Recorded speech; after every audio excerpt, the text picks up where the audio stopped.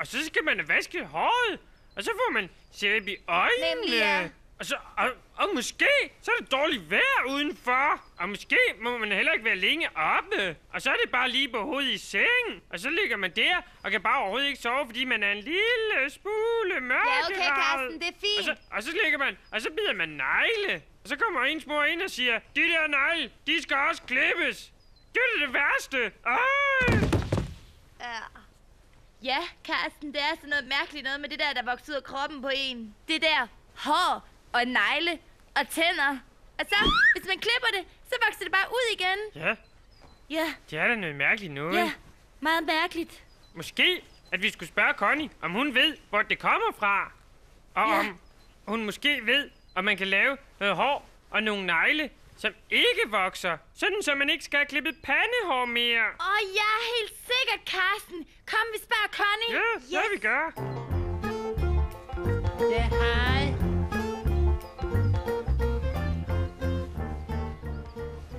Vågn op, Connie, vågn op. Der er en luse brændte lille ligge hovedet. Den vaskede med vingerne, for den var ud, det var vi ikke. Nu der vi ikke. Nå, Gud. Ja. Det må jo være svært. Det blev sent i går. Jeg var til vejfest med alle laptopserne nede fra Rådhuset. Nå, hvad så? Hvad vil I vide? Hej, Connie. Altså, vi vil bare gerne vide, hvorfor det er, man har hår og negle. Ja, og tænder. Ja, og tænder. Og hvorfor man ikke kan få nogle negle, der ikke skal klippes, og noget hår, der heller ikke vokser. Sådan, så man heller ikke skal have klippet pandehår hele tiden. Ja, og hvorfor at tænder de vokser så langsomt, og hvorfor man skal have klippet pandehår. Ja, og hvorfor kommer ens mor altid til at klippe ind i øret? Ja, hvorfor det, Connie, hva'? Hvorfor? Ja, så ja. Hvor i alverden skulle jeg vide det fra? Jamen, du er computeren, der ved alt. Nå ja, godt du er igen, lille Karsten. Men altså, hvor mange tænder er det lige, jeg har? Ikke ligefrem noget prangende tandsæt, vel? Og kan du se noget hår på mig nogen steder? Nej, vel? Og jeg har ligesom ikke nogen negle, vel? Så skulle jeg jo altså have fingre og arme og alt det der. Kender du så ikke nogen, der har meget hår og negle og alt det der? Jeg skal lige prøve. Lad mig lige tænke efter. Er det bare mig, eller Connie ikke en lidt langsom computer? Nej. Hvad med nej? Nej, heller ikke. Jo, Sissel. Klart. Sissel, hun ved noget om hår og negle og alt sådan noget. Jamen, er det ikke hende der muldvarpen, som er sådan lidt mærkelig? Ja, Connie. Hun er altså ikke helt normal. Har du ikke en anden, vi kan ringe til? Ej, nu op. Sissel er fin nok, ikke? Giv hende nu lige en chance, Karsten. Ja.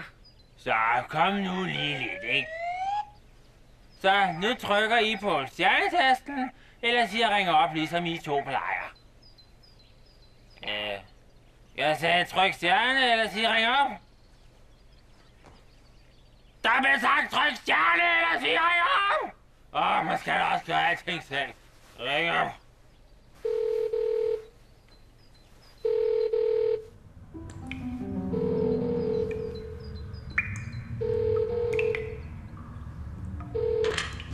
Ja, det er ikke mig. Det er en helt tilfældig ko på marken. Hallo? Det er aflyttet. Nej, det er bare Karsten fra Karsten og Gitte. Det er bare fordi, vi vil gerne vide noget om... Shh. Ikke her. Se, er der andre på linjen. Se, blev vi aflyttet. Men nej, de får os ikke. Jamen, hvad snakker du om? Sagde jeg jo. Mød mig udenfor om 2 minutter og 43 sekunder præcis. Alfa Romeo. Bang, bang. Ja, bang selv så. Jamen, hvad sagde hun, Karsten? Alt muligt mærkeligt. Hun sagde, at vi skulle mødes udenfor om 2 minutter og 56 sekunder. Eller 46. Det kan jeg altså ikke lige huske. Nå.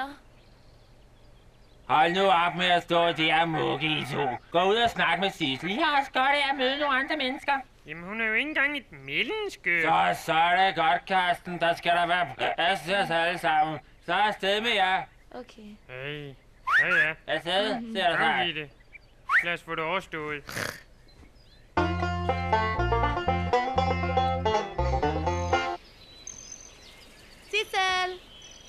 Sissel. Sissel! Ah! Det er I er 6 minutter for sent på den. Vi skulle lige til at... Ja, tiden går, og klokken slår. Skynd jer nu bare for spurgt, om det I skulle spørge om. Jeg har ikke hele dagen. Nej, okay. Men altså, det er bare fordi, vi vil gerne vide noget om, hvor hår kommer fra, og negle, og hvorfor man har tænder, og hvorfor kan man ikke få noget hår, der ikke skal klippes, og Hvem siger, hår skal klippes? I klipper da aldrig mit. Og heller ikke mine negle. Hvordan skulle jeg ellers kunne grave tunneler under jorden, hvis jeg ikke havde nogen negle? Det er det dummeste, jeg nogensinde har hørt. Jamen... Det er monsteret. Jeg har fundet mig. Jeg må ned under jorden igen. Og hvis nogen spørger, så har jeg aldrig været her. Og I aner ikke, hvem jeg er. Forstået? Jamen, Sissel, det er jo bare en hund. Så. Ja, en hund. Hvad ved I om det? I ved ikke engang noget om negle. Hvordan skulle I så kunne vide noget om monstre? hun er altså ikke helt normalt, hende Sissel. Så er jeg altså ligeglad. Ja, og hun glemmer ikke engang negle, og det skal man, det siger min mor selv. Excuse-moi, må jeg lige sige noget? Hej, Tegnebus, bare snak. Hej. Ja, det er bare sådan set, det den lille muldvarp siger er rigtigt nok. Hvad? Er det et monster, der siger vav vav? No, Karsten. Det er ikke le monstre. Men det med negle og hår, etc. Sissel er jo en muldvarpe. Og muldvarpen har brug for den lange pels til at holde varme under jorden. Og lange negle, så de kan grave. De behøver ikke klippe deres negle. De bliver automatisk slidt ned af den gravning. Jamen, hvorfor? Ja, hvorfor? Ui, altså, nu skal I høre. Altså, for den lange tid siden, det bor mennesker i sådan nogle huler her. Under den åbne himmel. Lidt koldt. Prøv i stedet at se med her, Silverplay.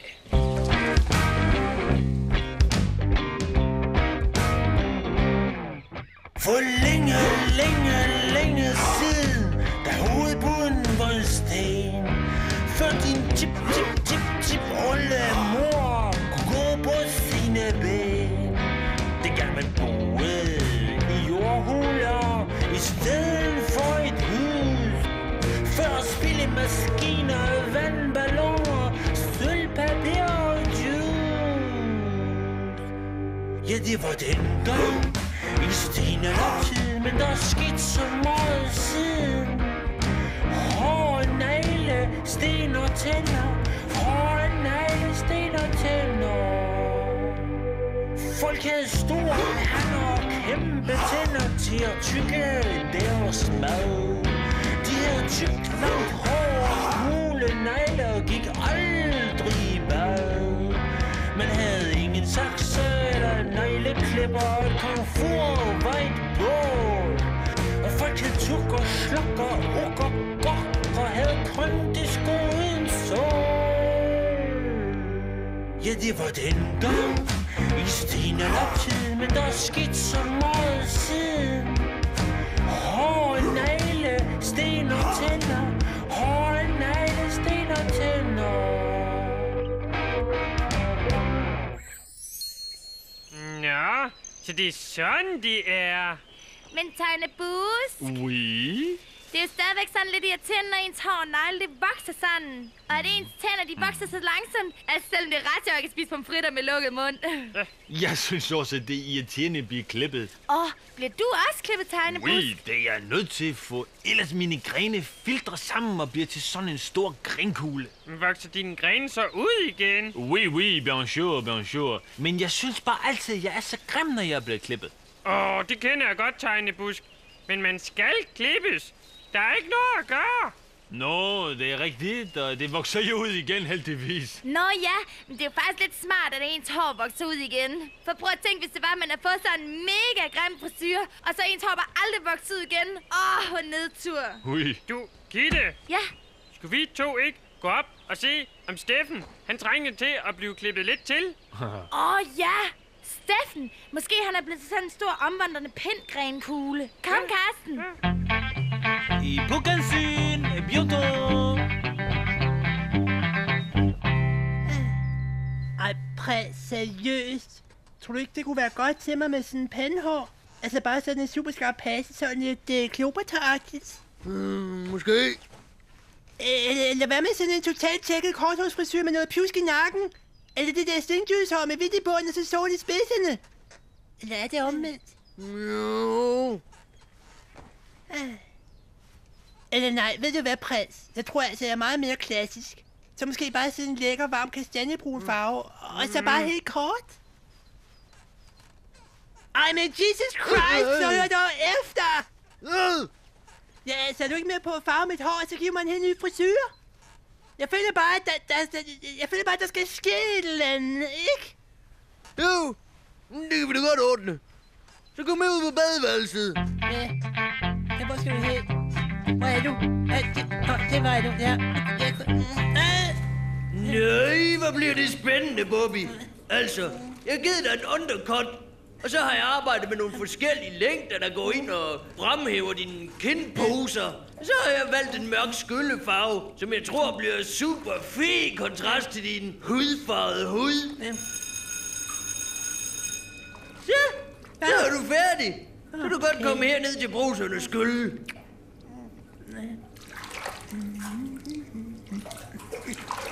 Er det lige mig, tror du? Ja, det er super. Meget moderne. Blæser jeg dig lige igennem en gang.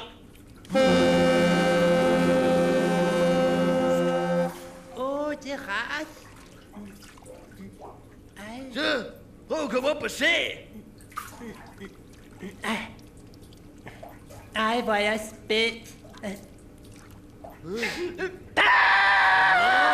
Det er frygteligt!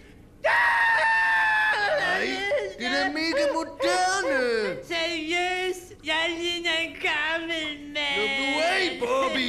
Nok så ud igen. Det er smart med hår, Bobby. Jeg vil have extension. Jamen så fint. Kom, så laver vi extensions. Ej, tak, prins. Seriøst.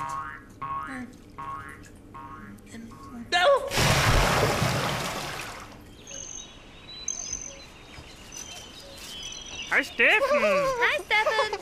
Hej. Ja, det er da så sjovt, Steffen. Ja, hvad er det? Det er bare fordi, jeg har fået sådan et blad. Det sprang ud her nat, og det Har kilder. du fået sådan et blad, der bare lige er vokset ud af dit ben, Steffen? Prøv lige at tænke på, hvis der voksede blade ud af mig, Karsten. Ja. Eller hvis der voksede negle på Steffen. Eller hvis der voksede sådan noget langt, lyst hår. Noget fint noget ligesom dit, Gitte. Hva? Ja. Det har jeg faktisk haft engang. Nå. Vil I se et billede? Ja. Så prøv at se her.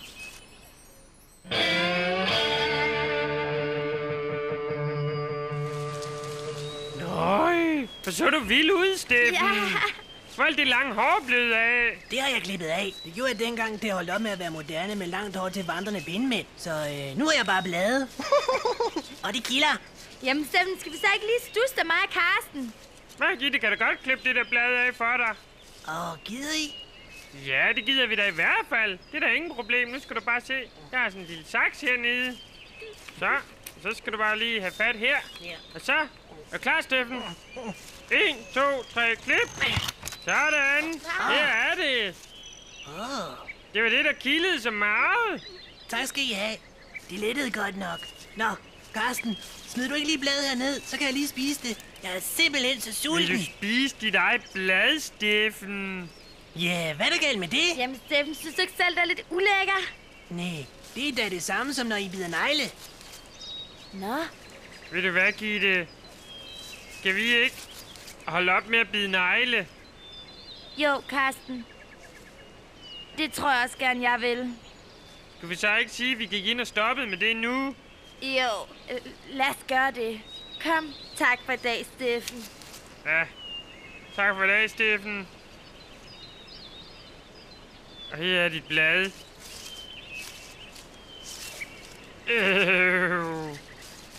Kom, Karsten. Ja, hej. Spise sine egne blade. Hvad skulle der være ulækkert i det? Der er da ikke noget bedre.